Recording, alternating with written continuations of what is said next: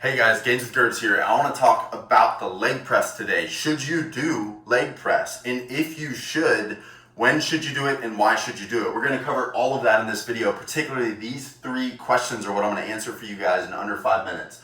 What is it good for? When should you do it? And where does it fit into your leg day and your full body training routine, whatever it may be. So we're going to cover all of that in that video. Stick around and enjoy.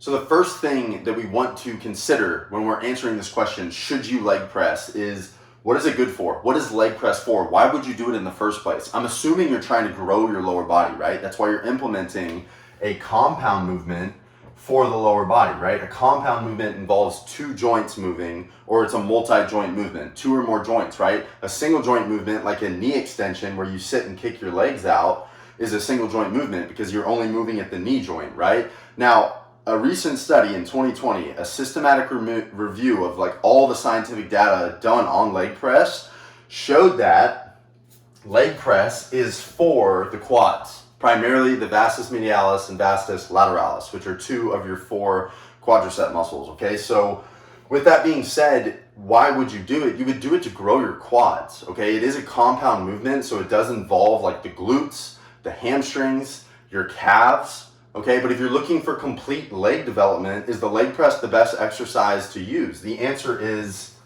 no, it's not, because it primarily activates the knee extensors or the quads, right? So very important for you to know that, because next we're going to go into when you would do leg press. Let's do it right now.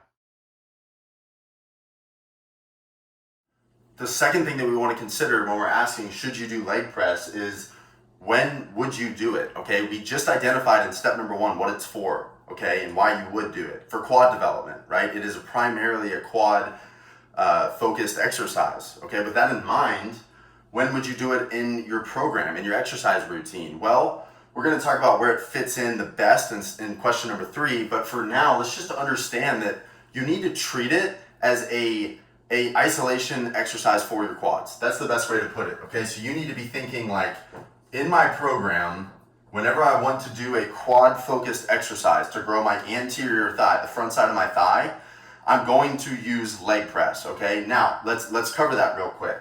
If you have not been doing knee extensions, okay, that is that single joint exercise I mentioned in step number 1, right, where you sit on the machine, kick your legs out. If you've not been doing those, then start with knee extensions first and then do leg press second, because leg press, you're going to be able to use more weight in this exercise. It's going to be at a higher intensity because it is a multi-joint movement, as we covered in step number 1. On the knee extensions, you're not going to be able to overload the quads as much, okay? But there was a study done in 2000, okay, and I'll link to it below, that showed the activation of the quadriceps in a leg press and a knee extension show minimal differences at the same intensity.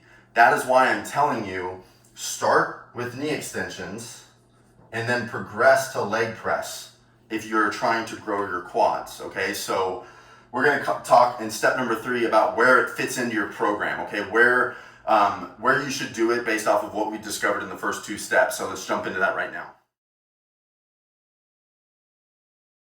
Okay, so question number 3 is, where would it fit into your actual workout? Like if I was doing a leg day, where would I put leg presses? Okay, now as we've identified, it should be treated as an isolation movement for the quads. Okay, that's how you need to view it. Okay, does it work the other muscles, the hamstrings, the glutes?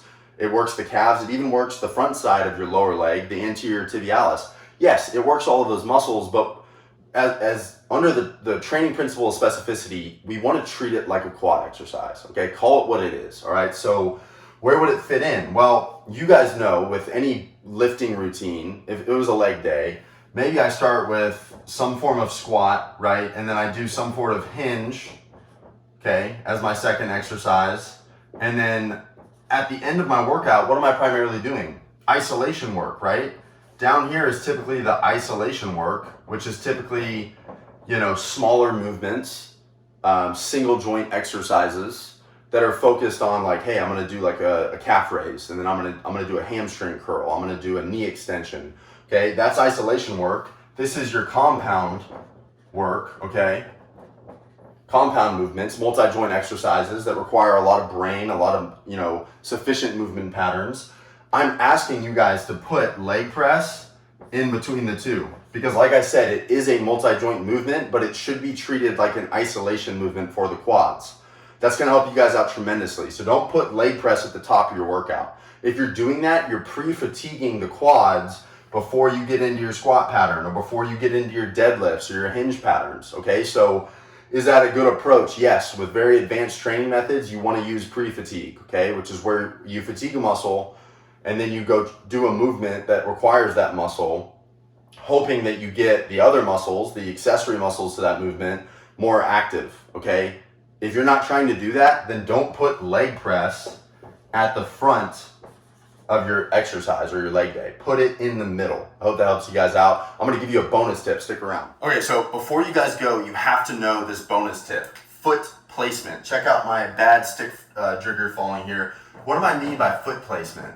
Where are your feet on the platform? Where are they? Are they low? Are they high on the platform? And does that affect what muscles are worked? It's a great question, and I want to answer it for you. There was a study done in 2001 and in 2008 that both showed minimal to no significant differences between a high foot placement, which is right here, okay, that's high, and two, a low foot placement. Minimal differences in muscle activation. What does that mean for you? It means go where you're comfortable. For me, it's the middle of the platform. Go where you're most comfortable, where you can push the most weight without compromising joint positioning, okay? Some people with a low foot placement are not going to be able to do that without compressing their lower back over here into the pad, okay? Now, there was one study that showed with high foot placement, you get more glute maximus activation, which is your butt muscle, okay? Good for you guys to know, not really important. The main thing you need to take away from this is that you should do leg press for quad development, and when you do it in the most comfortable way that you can to stay in a good, safe joint position while pushing maximal loads and working at the right intensities with the right set schemes and rep schemes. If you guys want more information on how you can implement this into your program, you guys just need to reach out to me, leave a comment below, okay, and I have a resource for you guys on leg training that you can benefit from. Just drop a comment below, share this with somebody who's trying to grow their lower body right now, and answer the question for them. Should they do leg press? Okay, I hope you guys got value from this video. I'm Gains with Gers. We'll see y'all next week back here on the channel.